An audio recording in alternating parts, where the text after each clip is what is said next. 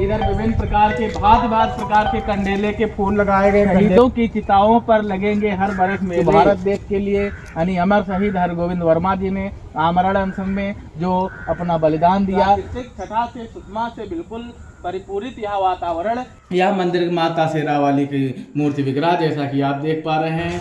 नमस्कार साथियों, हम इस समय यहाँ पहुँचे हैं श्री मनकहरे धर्म स्थल इटौंजा के पास में। और जैसा कि हम जानते हैं मंदिर का पर्यावरण यानी बाह्य परिवेश जो है वो बहुत ही सुंदर, बहुत ही रोचक, बहुत ही रमणीय है। मंदिर के पीठाधीश्वर श्री राम शरण दास जी महाराज जी से अंत में एक सार्थक परिचर्चा करेंगे। उनके कुछ आशीर्वचन को सुनेंगे हम और उसके बाद यानी अगली प्रक्रिया जो होगी उसको हम निभाएंगे जैसा कि हम देख रहे हैं। आइए चलते हैं। जैसे पहले देखिए अत्यंत रोचक परिवेश में बसा हुआ यानी जैसा कि हम अवलोकन कर पा रहे हैं। इधर भी एक प्रकार का यानी एक वृक्ष लगा हुआ जैसा कि हम देख पा रहे हैं। विभिन्न भांत के पेड़ लगे हुए हैं मंदिर के बाहर परिवेश में जैसा कि अवलोकनार्थ। हम इधर अमरूद के वृक्ष भी लगे हुए हैं। आगे के परिवेश में जब हम चलते हैं तो कहा गया शहीदों की चिताओं पर लगेंगे हर बरस मेले। वतन पर मिटने वालों का बाकी यही निशा होगा। जो भारत देश के लिए यानी अमर शहीद हरगोविंद वर्मा जी ने आमरण अनशन में जो अपना बलिदान दिया, तो बलिदान को याद रखने के फलस्वरूप यहाँ पर मंदिर के प्रांगण में उनकी प्रतिमा का अनावरण किया गया है जिसको देख सकते हैं। और इसी के प्रक्रिया के अंतर्गत जब हम आगे चलते हैं तो देख रहे हैं विभिन्न प्रकार के सागवन के वृक्ष भी मंदिर के बाह्य परिसर में लगे हुए हैं। मंदिर जो है वो अत्यंत रोचक और रमणीय प्राकृतिक स्थान पर है जैसा कि एक प्रक्रिया है। और इसके प्रक्रिया के अंत में जैसा कि हम बता रहे हैं, जैसा कुछ और आवश्यक चीज़ें हम आपको बताएंगे। आगे के क्रम में जब हम बढ़ते हैं तो देख रहे हैं कि मंदिर के द्वार पर ही एक यानी आम का यानी पेड़ भी यहाँ पर लगा हुआ है जिसको बताया गया अगली प्रक्रिया है। विभिन्न प्रकार के रोचक यानी धर्म स्थल पर हम आ चुके हैं बाबा मनकहरे दास जी के धर्म स्थल पर। और जैसा कि हम देख पा रहे हैं कंडेला का फूल इधर विभिन्न प्रकार के भांत प्रकार के कंडेले के फूल लगाए गए, कंडेले के यानी वृक्ष के पादप उगाए गए हैं। और यहाँ पर मंदिर के बिल्कुल मध्य भाग में हवन कुंड बनाया गया है। जो भक्त यहाँ पर आते हैं अपनी मनोकामनाओं की अभिप्साओं की पूर्ति हेतु यहाँ पर हवन करते हैं जैसा कि प्रक्रिया है। और सबसे पहले हम नजीर के रूप में एक छोटे से मंदिर के दर्शन आपको करवाएंगे जैसा कि प्रक्रिया है। माता जी का ये माँ शेरावाली यानी प्रसिद्ध मंदिर जैसा कि हम देख रहे हैं। मंदिर को बड़ी ही सुव्यवस्थित, सुसज्जित, सुकोमल टाइलों के द्वारा आच्छादित किया गया है।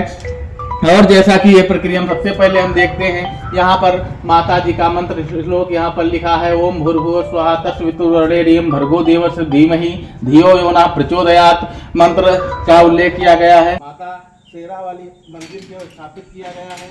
और हम अपने छायाकार से निवेदन करेंगे कि मंदिर के गर्भगृह में आए पास में जैसा कि हम देख पा रहे हैं। और यह मंदिर माता शेरावाली की मूर्ति विग्रह जैसा कि आप देख पा रहे हैं।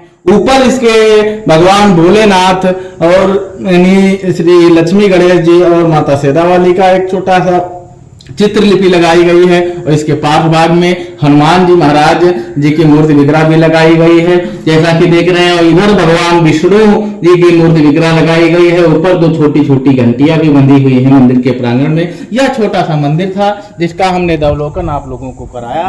और जैसा कि मंदिर का प्रक्रम है, पास भाग में गुड़हल, गेंदा, गुलाब, भांत के पेड़ जो है यहाँ पर लगे हुए हैं जिनका अवलोकन हम भली बात से कर सकते हैं। अब आगे की प्रक्रिया में जब हम यहाँ पर आएंगे तो जैसा कि देख रहे हैं कंडेल के वृक्ष, कंडेल के पादपों को रोपित किया गया है मंदिर के प्रांगण में।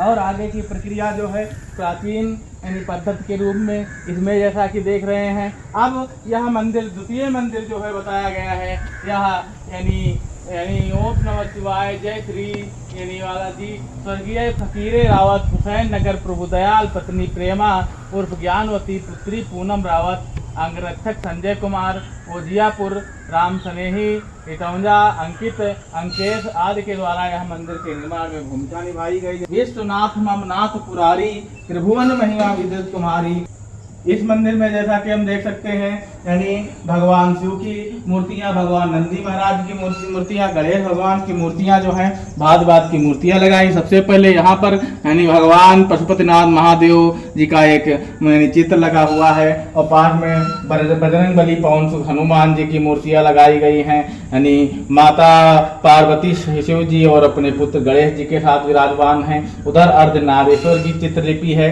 और पास में उधर से गया राम दरबार की झांकी भी लगाई गई है। श्री हनुमान जी उनके पास में हैं। पूजा सामग्रियां भी रखी हुई हैं। भांति भांति के मंदिरों के दर्शनों के क्रम यह चलते रहते हैं।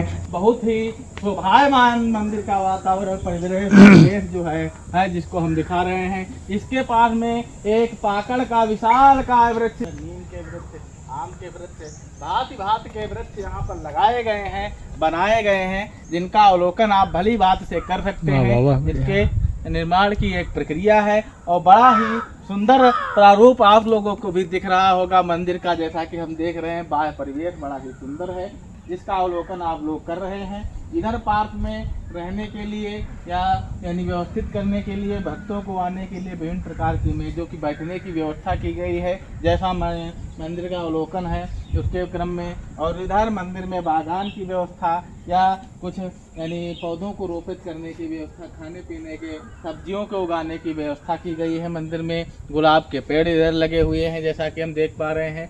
अब आगे के प्रक्रम में जब हम चलेंगे तो देखेंगे कि मुख्य मंदिर के दर्शन भी हम आप लोगों को कराएंगे, लेकिन उसके पहले हम मंदिर के जो बचे हुए प्रांगण है उसको देख रहे हैं। विभिन्न प्रकार के पौधों के द्वारा अवलोकित, कहीं पर चंपा, चांदनी आदि वृक्ष लगे हुए हैं, शीशम के वृक्ष लगे हुए हैं, विभिन्न प्रकार के पेड़ों द्वारा अवलोकित। और पार्श्व में मंदिर के इस प्रकार देख सकते हैं कि हम यहाँ पर यानी नहर भी एक उसके पास में है जिसको हम दिखा रहे हैं। इसके पास में जो नहर है बड़ा ही वातावरण मंदिर का जो है वो प्राकृतिक छटा से सुषमा से भरपूरित है जैसा कि हम देख पा रहे हैं। और अब हम आ चुके हैं एक बरगद के वृक्ष के नीचे। बरगद का वृक्ष बड़ा ही विशालकाय है। इसकी शाखाओं से जड़ें जो हैं जमीन में बिल्कुल मिलने ही वाली हैं जैसा कि हम देख सकते हैं।